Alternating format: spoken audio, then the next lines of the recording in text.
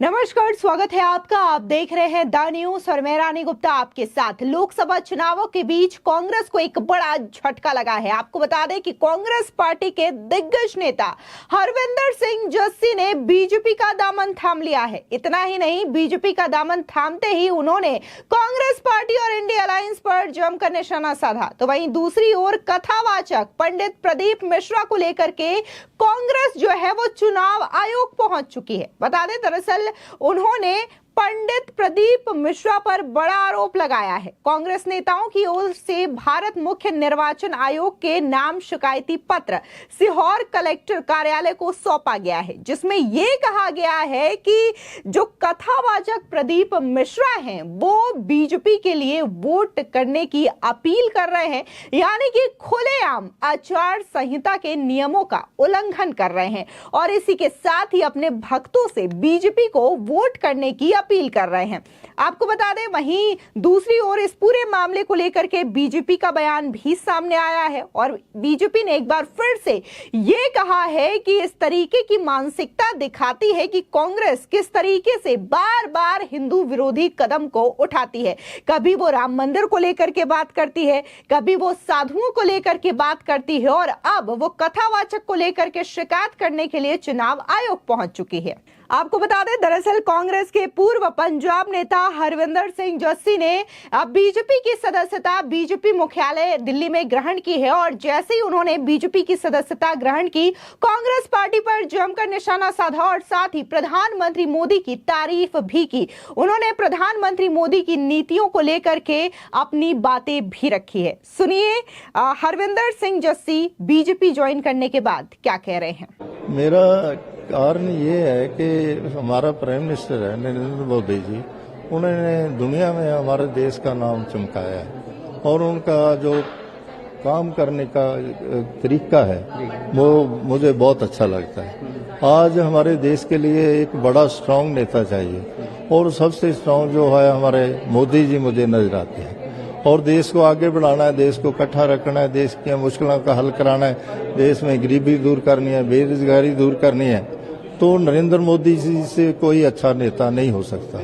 मेरी ड्यूटी बनती है मेरे देश के लिए जो आदमी काम करे मैं उसकी हेल्प करूं। मैं छोटा सा वर्कर बन के आज बीजेपी ज्वाइन की। मैं आज किसी के विरोध में बोलने के लिए नहीं आया। मैं जब पहले भी कांग्रेस में जितने साल काम किया, जब देश को एकता अखंडता की जरूरत थी उसी समय भी मैंने काम किया।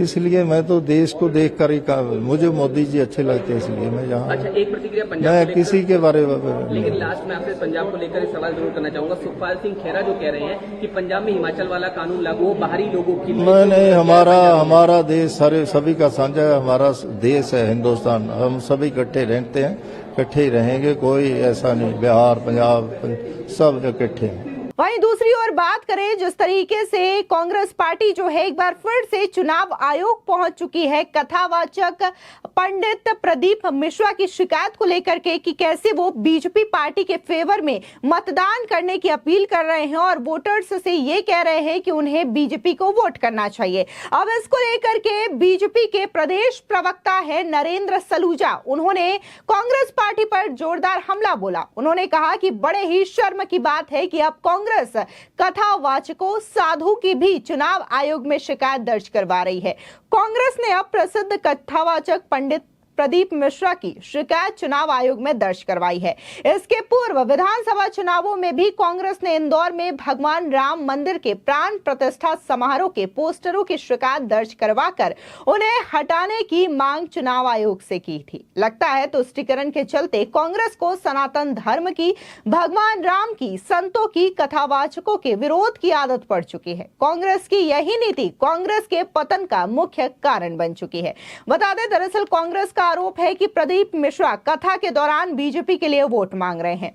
इतना ही नहीं, बीजेपी नेता पंडित प्रदीप मिश्रा की कथा में पहुंचकर अपने लिए वोट मांग रहे हैं। बुधवार को सीहोर जिला कांग्रेस के पूर्व महासचिव पंकज शर्मा ने भारत के मुख्य निर्वाचन आयोग के नाम संबोधित एक पत्र कलेक्टर कार्यालय पहुंचकर सौंपा।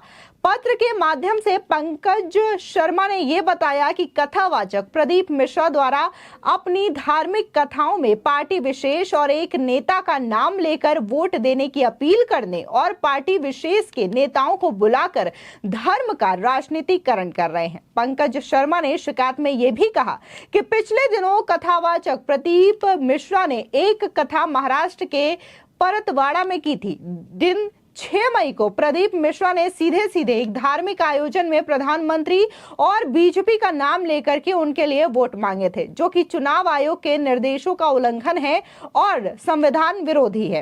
इसी कथा में आखिरी दिन यानी कि 12 मई को अमरावती की निर्दलीय सांसद और बीजेपी सांसद प्रत्याशी नवनीत राणा ने भी धर्म के नाम पर वोट मांगे थे। पंकज शर्मा ने कहा कि कथावाचक प्रदीप मिश्रा पहले भी देश के संविधान को बदलने, लोकतंत्र को खत्म करने और हिंदू राष्ट्र बनाने संबंधित अनगढ़ बयान दे चुके हैं।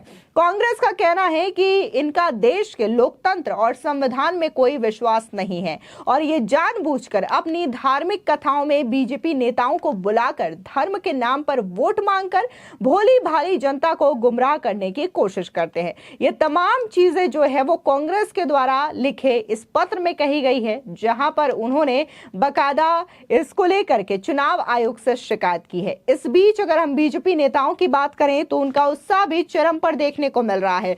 आपको बता दें कि 6वें चरण का चुनाव 25 मई को होना है और ऐसे में बीजेपी के तमाम नेता ये दावा कर रहे हैं कि बीजेपी 400 पार करेगी, क्योंकि जनता का भारी जन समर्थन उनके साथ है। इस दौरान बीजेपी के स्टार लीडर मिथुन चक्रवर्ती ने बड़ा बयान दिया और उनका कहना है कि जनता का विश्वास और भरोसा हमारे साथ है, जिसकी वजह से बीजेपी ये दावा कर रही है। सुनिए मिथुन चक्रवर्ती का ये बयान। सिचुएशन देखो, पुरुलिया में क्या कहेंगे, जहां भी जा रहा हूं एक चीज तो बहुत क्लियर है, बीजेपी के लिए बहुत पॉजिटिव वाइब्स है।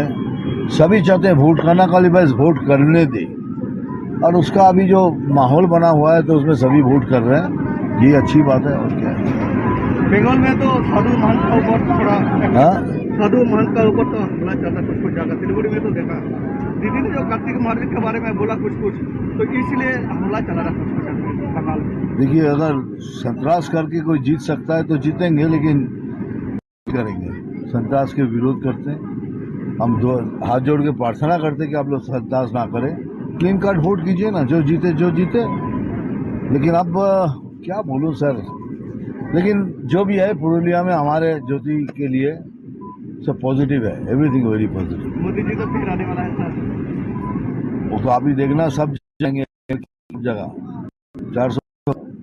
इसी के साथ ही बीजेपी प्रदेश अध्यक्ष वीरेंद्र सचदेवा ने भी बड़ा बयान दिया है और उनका कहना है कि 400 पार का जो लक्ष्य है वो जरूर प्राप्त होगा। इसी के साथ ही जब पत्रकार ने उनसे ये सवाल पूछा कि दिल्ली में तो अरविंद केजरीवाल ये कह रहे हैं कि इंडिया अलायंस 7 सीटें जीतेगी और बीजेपी 0, जिसके जवाब में वीरेंद्र सचदेवा ने कहा कि 2019 की तरह 2024 में भी दिल्ली की जनता बीजेपी को चुनेगी, ना कि इंडिया अलायंस को चुनेगी।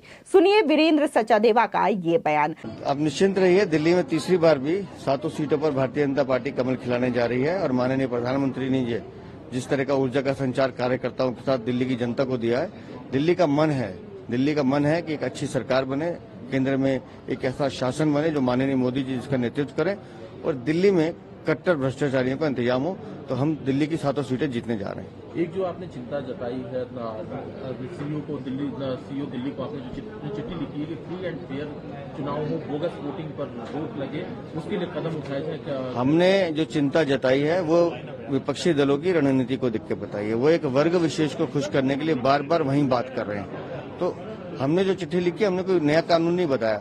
ईसीआई की अपनी गाइडलाइंस में उन्होंने प्रोविजन दिया हुआ है कि फेयर इलेक्शन होना चाहिए, तो उसके लिए हमने उनसे डिमांड की है कि आप वुमेन पोलिंग ऑफिसर ज्यादा डेप्यूट करें ऐसे पोलिंग्स पर जहां एक वर्ग विशेष की महिलाएं ज्यादा वोट डालती है और उनको चेक करके उनको वोट डालने की अनुमति दी जाए। अच्छा, एक मुद्दा स्वाति मालीवाल का है। दिल्ली पुलिस की टीम अरविंद केजरीवाल के घर पर जाकर उनके माता पिता से पूछताछ करने वाली थी। हालांकि दिल्ली पुलिस की तरफ से क्लियर किया गया कि आज वो पूछताछ करने नहीं जा रहे हैं, लेकिन एक वीडियो उन्होंने जारी किया, फोटो जारी किया अरविंद केजरीवाल ने कि वो इंतजार कर रहे हैं उनके बीमार माता पिता। देखिए, बीमार माता पिता को भी अपनी राजनीति के लिए टूल बनाना, ये अरविंद केजरीवाल का चरित्र है। एक बीमार माता पिता को उन्होंने एक राजनीति का टूल बनाया है। पुलिस आ रही है, पुलिस पूछताछ के लिए आ रही है, पुलिस तो कह नहीं रही। किसने कहा, किसको कहा बताएं। लेकिन जानबूझकर चुनाव से 1 दिन 2 दिन पहले अपने बूढ़े माता पिता को आगे करके जिस तरह का वो राजनीतिक खेल खेल रहे हैं, निंदनीय है, शर्मनाक है। अच्छा, विभव के लिए पूरी सरकार क्यों सड़क पर उतर रही है?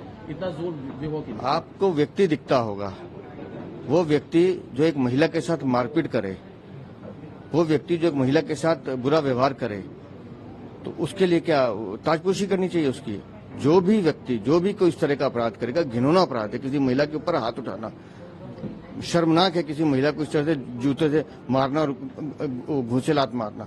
तो मुझे नहीं मालूम कि, लेकिन अगर इस तरह की घटना कोई करता है तो उसके खिलाफ कड़ी कार्रवाई होनी चाहिए। वो विभव कुमार हो या वो लोग भी जिन्होंने विभव कुमार को उकसाया है, अपने जिनके घर में हुई है, उनके खिलाफ भी जांच होनी चाहिए। आपको बता दें कि 23 मई को ही चुनाव प्रचार में विराम लग जाएगा, जिसके बाद मतदाता जो है वो 25 मई को अपना वोट देंगे, जिसके बाद प्रत्याशियों के भविष्य तय होंगे कि आखिर कौन सांसद बन रहा है और कौन नहीं बन रहा है। फिलहाल इस पूरे मामले को लेकर के आपकी क्या राय है, हमारे कमेंट सेक्शन में जरूर बताएं। धन्यवाद।